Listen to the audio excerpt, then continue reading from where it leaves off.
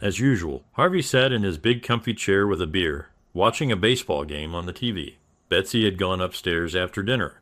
He didn't know or care what she was doing. To him, it seemed like just another night at home. But just before 7 p.m., the doorbell rang. Before Harvey could get up, Betsy shouted from upstairs, "Harvey, could you please get the door?" "Sure, I was going to do it anyway," he grumbled. He walked to the door and opened it to find a well-dressed man he didn't recognize. "Can I help you? I hope you're not selling anything." "No, I'm here to pick up Betsy." "Why?" "We have a date." Harvey's eyes bulged out of their sockets. "You have a date with my wife, Betsy?" "Yes." Harvey stood there for a moment, trying to figure out what to do. "I'll call her," he said, walking to the foot of the stairs and shouting upstairs, "Betsy, your fiancée is here." He expected her to ask, "What date?" or "It's not really a date." Instead, she said, "Tell him I'll be right down." Harvey just stood there, wondering what was happening. When she came into the living room, she was wearing a short evening dress with a deep neckline and a lot of makeup on her face. Harvey asked, "Betsy, tell me what the hell is going on." "I'm going on a date." "Married women don't go on dates with anyone other than their husbands." "I'm leaving. I'm tired of spending evenings watching you drink beer and stare at boring sports like curling. All I get from you is a burp or a fart, and you don't even say sorry anymore. When was the last time we did something fun together? If you can't pay attention to me or suggest something fun once in a while, I'll find someone who will." She poked her finger into his chest to make her point. "And don't expect me back tonight. If I'm lucky, I might not come home until morning." She left, slamming the door behind her. Betsy got into the waiting car and told the driver to go. Once they were away from the house, he stopped, and they both started laughing. Betsy said, "I wish I had a picture of the look on his face. It was priceless. If that doesn't make him change from a sloth into a normal person, I don't know what will." "Don't you think this might make him angry and worsen the situation?" "I doubt it. He'll probably just sit there wondering what happened. I'll be back before he gets too upset. I don't think he would consider divorce so quickly, but I'm willing to take the risk. Maybe I shouldn't have added that part about not being home until tomorrow. Oh well, too late now. Given how our marriage is going, I'd rather divorce than continue like this. Damn it, I love that fool to death, but I just wish he cared more about me and us. Oh well, drive around the block. We'll go back and I'll see how he's doing." After driving around the neighborhood, Betsy and her date pulled into the driveway and parked. Harvey didn't rush outside as Betsy had hoped. She went inside and didn't see him in the living room, though the TV was on. She quickly checked the downstairs and then went upstairs. He wasn't there. Then she called his mobile phone. She heard it ring. Betsy ran to find his cell phone on the nightstand. Next to it was his wedding ring. She quickly looked around the room. Several of his personal items were missing. Oh, damn. Betsy ran downstairs to tell her friend what had happened and to check if Harvey's car was in the garage. It was gone. The man asked, "Where do you think he is?" "He probably went to a bar to get drunk. At worst, he might even spend the night in a motel. I can imagine him sulking like a little kid. He'll pay for this when he comes back and forgets my joke. On the other hand, his leaving might actually be for the best. If he feels bad because I had to go to such lengths to motivate him, I don't mind letting him continue to feel bad for a little while longer." Harvey didn't return or call that night or the next morning. Later the next day, when Betsy couldn't take it anymore, she called Harvey's personal secretary. Well before he was supposed to return from lunch, "Barbara, please connect me with my husband." "That won't work, Betsy." "What the hell is going on?" "Harvey stumbled in this morning and told me to shut up and listen. He said he's taking the day off because he has a lot of personal matters to deal with. Then he asked me who manages the company's health insurance. I told him the name of the HR person who handles it. That seemed to satisfy him, and he didn't want to talk to me anymore. He left without saying thank you or anything else. That's not typical behavior for Harvey. Do you know if something happened to him? Did a family member pass away or something?" What happened to him?" "Him? I pulled a stunt that had some unpleasant consequences. As soon as I talk to him and kiss his ass, I hope he'll get back to normal. Now could you transfer me to that girl in HR?" "Sure." "HR, Rhonda speaking." "I'd like to talk to Sylvia, please." "She's currently training a new employee. Can someone else help you?" "Can someone tell me what Harvey Strickland did in HR today?" "I can look into his file, but I need his permission to provide you with any information. I am his wife. Can you tell me anything? I can check your coverage under his policy. Hold on, let me see. What a coincidence. We were going to contact you today anyway. You should receive an official notice by mail that you are no longer covered by your husband's medical insurance. You can retain coverage for 180 days past its termination if you pay the outstanding balance. That's the only thing he changed. A stunned Betsy just sniffled. Thank you, and hung up. Why did Harvey remove me from his medical insurance? Then it hit her. She immediately went to her computer to check their online bank accounts. Half the money from both the checking and savings accounts was gone. Oh damn, he's divorcing me. Betsy couldn't decide what to do next. She was lost in thought when her phone rang. It was their life insurance agent and family friend, Larry. This is Betsy. Hi Betsy, can you tell me what's happening? Harvey came by and canceled the automatic payments for your life insurance. He also changed the beneficiary to the girls, so you won't receive any money. The payments for the insurance were redirected to a new account. He's certain this is what he wants. I'll need to send you an official notice about these changes. I'm sorry to hear this. It sounds like you might be splitting up. Betsy, I'm really sorry about this situation. Please come see me soon so we can make sure your life insurance stays active. Are you two getting divorced? Yes, thank you. I can't say anything more right now, but you haven't really told me anything. Yes. She hung up. 2 minutes later, their lawyer neighbor and friend, Doug, called. Betsy answered dully. Hello, Betsy? It's Doug.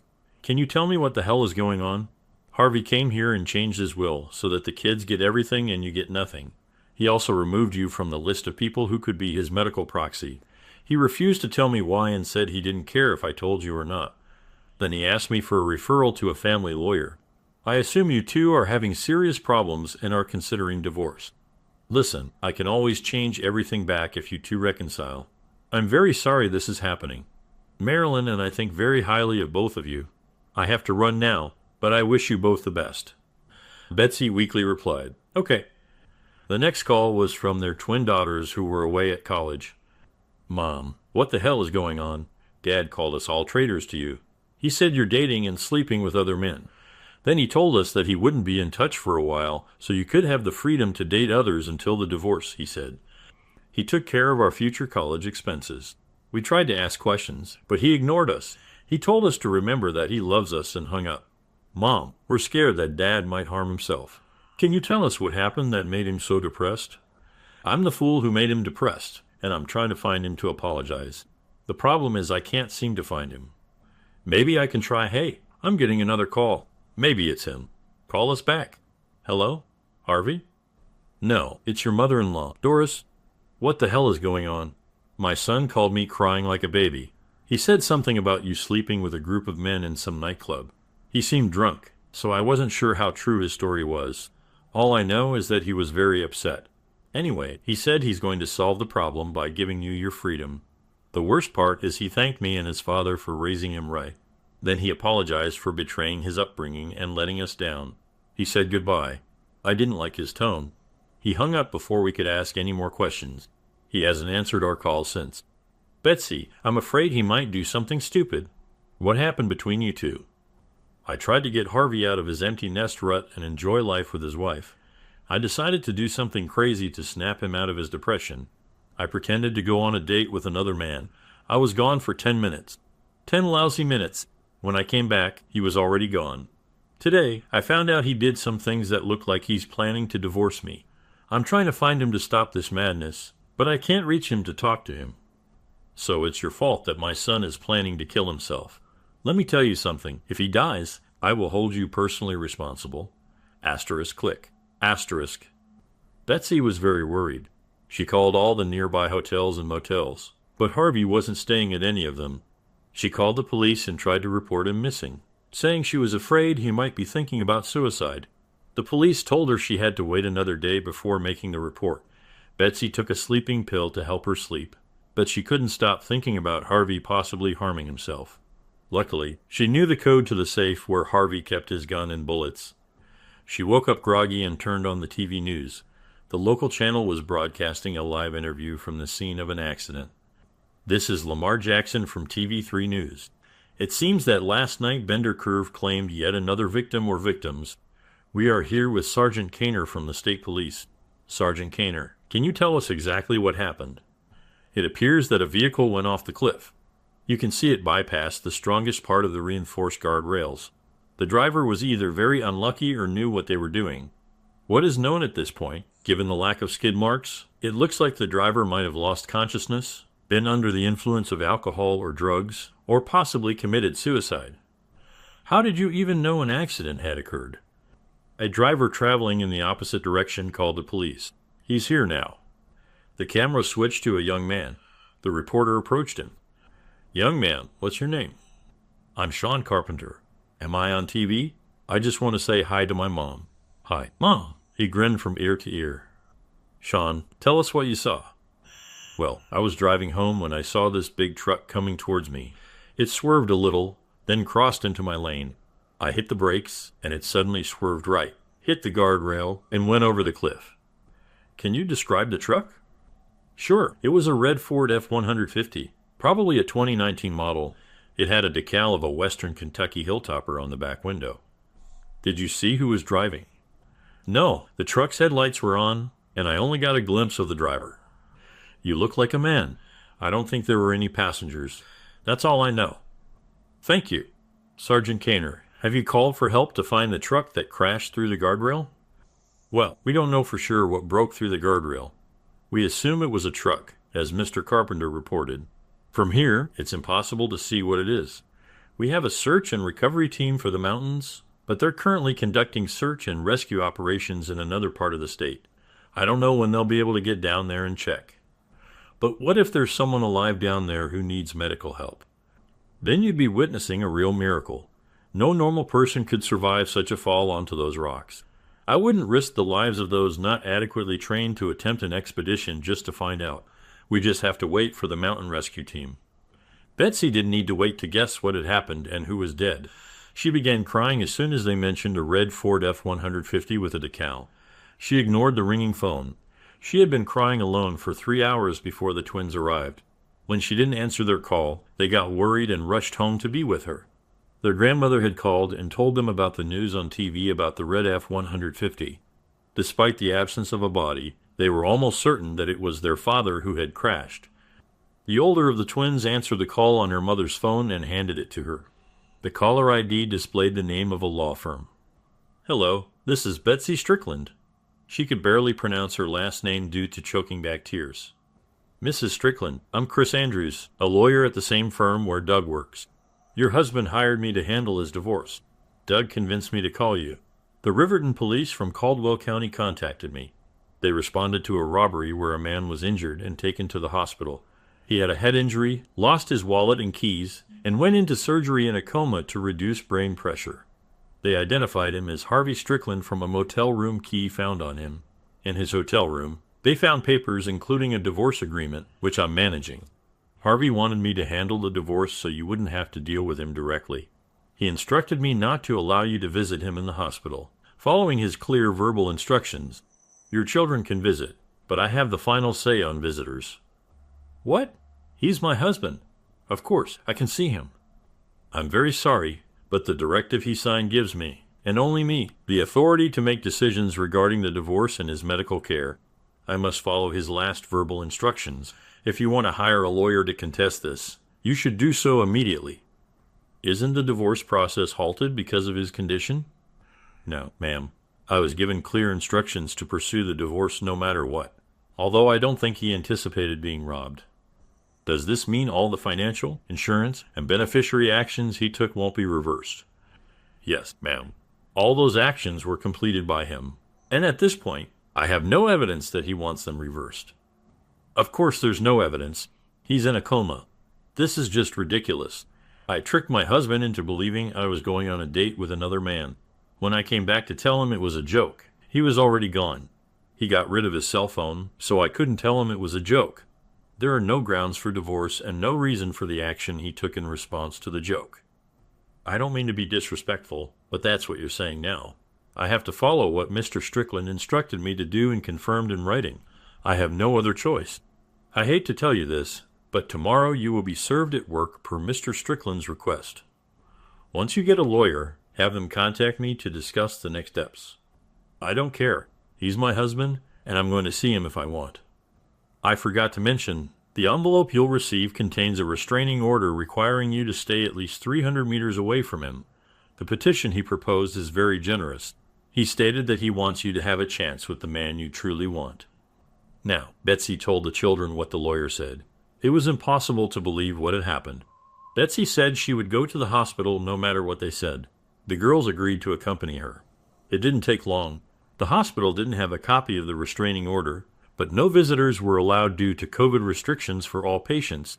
They said that once he was moved to the ICU, he could have visitors, but only one person for 10 minutes every 2 hours. Betsy and the daughters came back home feeling disappointed. By the time Harvey was transferred to the ICU, the restraining order had already been issued. One daughter could visit him, but it didn't make much difference. He was unconscious, and if he heard anything they said, they couldn't tell. A few days later, the mountain search and rescue team discovered the truck. It was believed that the person who died in the crash was the robber. Harvey's wallet was found there, but several $100s of the $6,000 were missing. This was likely because they found a few bottles of rare Kentucky bourbon, one of which was more than half empty. As time passed, Betsy found herself in a difficult financial situation. Harvey had forgotten to transfer his paycheck deposit into the couple's joint account, which was used to pay the mortgage and other bills. Betsy did hire a lawyer who followed the court request to grant her access to half of the money remaining in the account. Finally, the time came to bring Harvey out of the drug-induced coma and wake him up. When he awoke, he said he didn't know who he was. The diagnosis was temporary amnesia. Linda, one of the twins, brought photos and shared memories to refresh his memory. All efforts were in vain. He didn't even remember the lawyer who held his power of attorney. In his condition, he was deemed insufficiently informed to have the restraining order lifted. When Harvey came out of the coma, he was given a memory test to determine if he had amnesia. Harvey quickly realized what they were doing and decided to pretend. He was told that his daughters wanted to see him. Carol, the other twin, was the first to see him. He asked her, "Who are you?" "Dad, I'm one of your daughters, Carol. You were attacked and went into a coma. We've been waiting for you to wake up." "We?" "Yes, Linda, Mom, your wife, and I." "I have a wife? Why isn't she here?" "She's not allowed to come. You two had a misunderstanding, and there's a restraining order against her visiting." "My God, does she want to harm me?" "No, Dad. She poses no threat to you. You were really angry with her." "Why?" "She pretended to go on a date with another man. Before she could come back to tell you it was a joke, you left and started the divorce process. Now that you're awake, you can stop all of this." "How do I know she didn't go on the date?" "She says she didn't." "Didn't you just say she said she was going on a date?" "Yes, but that was a lie." "So she lied about going on a date, but is now telling the truth about not going on a date. I might not remember you or her, but I'm not a fool.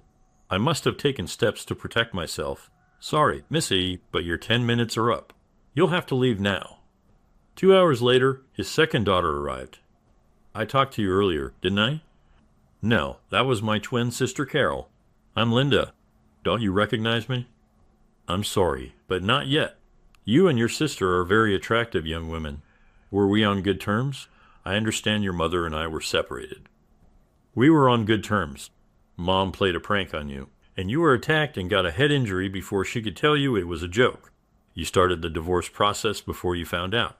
You need to stop this, Dad." "I don't know what to do. I don't know if you're my daughter or not. I don't know who my wife is, if I even have a wife. I don't think I should do anything until my memory returns, if it ever does. Do I have a lawyer?" "You have two, one for regular matters and a divorce lawyer. You gave him permission to proceed with the divorce." "Maybe if I talk to him, it will help refresh my memory. Can you contact him or her and ask them to come visit me?" "Of course. Anything to help you regain your memory. Dad, can you let Mom visit you? It's killing her that she can't see you and apologize." "I don't think I would feel safe around her. Maybe later." "Mr. Strickland, I'm Chris Andrews, your family law attorney. Do you remember me? Is everything we discussed confidential?" "Absolutely." "Good. I don't have any amnesia. I'm trying to figure out what to do about the divorce. What I remember is that I told you to give her enough so she could move on without me." "That's correct. She was served and got a lawyer. Do you want to rescind the agreement and stop the divorce? No and no. Can you investigate her supposed date and report back to me what you find? I can hire someone on your behalf if you authorize me to do so. Harvey kept pretending he had amnesia and talked with his daughters, ignoring their request to let them see their mother and stop the divorce. He waited for his lawyer's report, which came a few days later. The private investigators think there isn't enough proof to say if she went on the date or not. The man she was with says nothing happened, but he's married and might be scared to tell the truth. You can decide if you believe her or not. I was afraid of that. Thanks for the information. I think it's time for me to regain my memory. I want you to proceed with the divorce. Carol was the only one who heard him say her name from memory.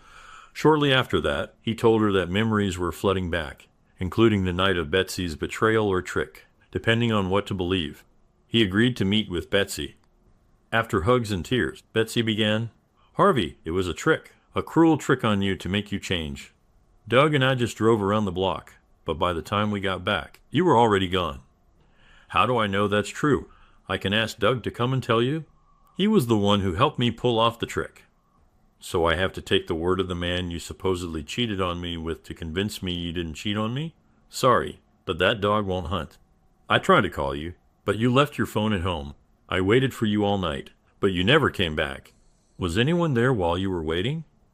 Hugh stayed for a couple of hours and then went home. I'm sure he'll vouch for you. I waited for your call until the next day when I called your office. That's when I found out you took a scorched earth approach to my fake affair. You seemed like you couldn't wait to get rid of me. Why wouldn't I? You told me to my face that you were going to cheat on me. You said you wanted another man who was standing right in front of me in my own house. I was devastated. But because I loved you, I wanted to give you what you wanted as soon as possible. Besides, I no longer wanted to be married to you because you broke our marital vows. Why prolong the agony? Let's go ahead and get divorced. I don't want a divorce. I never planned to actually cheat on you, and I never did. I wanted to motivate you to fight for me and bring some life back into our marriage. Obviously, I chose the wrong way to do it. Forgive me, please. Harvey, stop the divorce and let's get back to our life. I love you, even if what you said is true and I still don't believe it. You played a cruel, nasty joke on me. I don't know if I want to stay married to a woman who does such things. For now, I'm continuing with the divorce process and will move into my own apartment when I get out of the hospital. Harvey, that's such a waste of money. You have a home and a bed. I'll move into a different room in the house for a while, if that's what it takes to win you back. Visiting hours are over, and I want to see my daughters. Betsy was escorted out of the room. The twins tried to support their mother's case.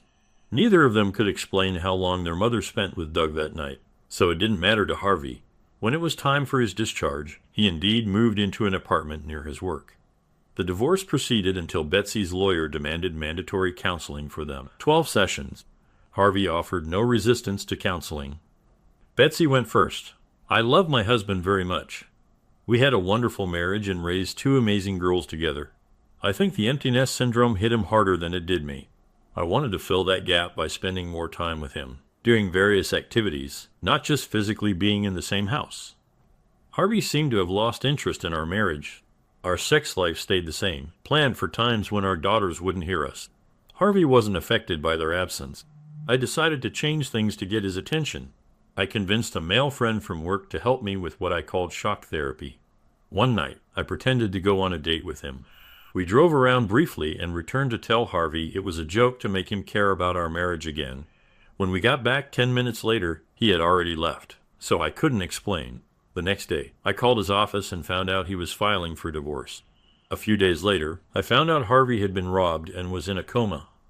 When he came out of the coma, he didn't believe that my supposed date was a trick and thought I was actually planning to see other men. Since then, he has been pursuing a divorce. I apologize for my misguided action and beg him to give me a second chance. Harvey, what is your brief summary of what happened? She is accurate about what she said, but she left out a few details. When her date showed up, she not only told me she was going out with him despite my objections, but she also said she hoped to spend the night having sex with him. At that moment, I realized my marriage was dead. I assumed it was my fault that our marriage fell apart, so I wanted to leave as quickly as possible. I left my home and her so she could have the man she wanted, and I could start anew. I took steps to separate us quickly. I gave power of attorney to a lawyer because I didn't want to think about Betsy anymore, let alone talk to her. I would have given her a generous divorce and continued living my life. I didn't know I was going to be robbed, and I certainly didn't expect to end up in a coma. When I came out of the coma, I didn't remember who I was. Sometimes I wish I had stayed in the coma and hadn't remembered that night. Betsy says she didn't actually go on the date, but she provides no proof. In my view, it's just as likely that she did go on the date and slept with that guy, Doug. I think she only changed her mind when she realized what it would mean for her socially and financially. Now, I'm being asked to believe it was just a joke and to return to live with a woman who is willing to break my heart whenever she sees fit. How can I live with that? Every evening when I come home, do I have to worry about what awaits me, a loving wife or an unfaithful one going on a date? It would be cleaner if we got divorced. She and Doug can have a life together, and I can try to move on. It seems we have a lot to discuss. Everything reached a deadlock until Betsy brought Doug to the session. Harvey, I want to apologize for my part in the prank, Doug said. Betsy told me everything would be okay, but I wasn't sure when she got in my car. We only drove around briefly before coming back home. She was surprised to find out you had already left. We found your phone in your room and waited for you to come back. She spent most of the time complaining about what happened and how much she cares about you. After a while, I left. I'm sorry again. Do you believe me now, Harvey? His words certainly sound sincere, but maybe he's just a good actor. Harvey, it seems there's nothing I can do to prove to you that it was just a joke. Despite what happened, I promise I will never play such a prank on you again. Can't you just believe me? Let's see. You lied to me that night when you said you were going to spend the night with Doug. Then you claim you didn't do anything. You now say you're not lying. Next, you want me to believe you won't do anything like this in the future. How am I supposed to know where the lie ends and the truth begins? It all comes down to trust. Harvey, if we want to be together again, you'll have to trust me. If you can't do that, I'll agree to divorce you. The counselor spoke up. I have a suggestion. How about a postnuptial agreement that stipulates if Betsy ever does this again, you get all the property in the divorce? Would you be willing to sign that? Betsy replied, Yes. Harvey added, I think I could try that. Betsy approached and hugged him. Harvey slowly reintegrated into his marriage with Betsy. It took quite a while before they shared a bed again. Their interaction was very fragile. Over time, they developed a relationship that included more outings, working on home projects together, visiting their daughters, and traveling. Their sex life was more active than before the incident. Betsy began to feel comfortable at home. One day, Harvey called Betsy and said, Don't make dinner. We're going somewhere. He had to hang up fast, so Betsy didn't know why. She remembered his workplace was reorganizing due to a merger. Betsy thought he must have received good news about his job. When Harvey came home after the reorganization, he went straight upstairs. I'm changing for the evening, he commented on his way. Shortly after, the doorbell rang. Betsy opened the door. A woman who looked about 10 years younger than them stood there. She was very attractive and professionally dressed. Yes, can I help you? I'm here for Harvey. We have plans tonight. Betsy remembered the incident she had tried to forget. She thought he was finally trying to get revenge. An idea came to her mind. She invited the woman in. You have a lovely home, Mrs. Strickland. Thank you. Excuse me for a moment. I need to tell Harvey you're here, she shouted. Harvey, your companion is here. His response was indistinct. She assumed he said he would be down shortly. She returned to the woman. Betsy was about to ask her a question when she heard Harvey coming down the stairs. She decided to take action. Betsy wrapped her hands around the woman's throat and began to choke her lightly. You husband-stealing witch.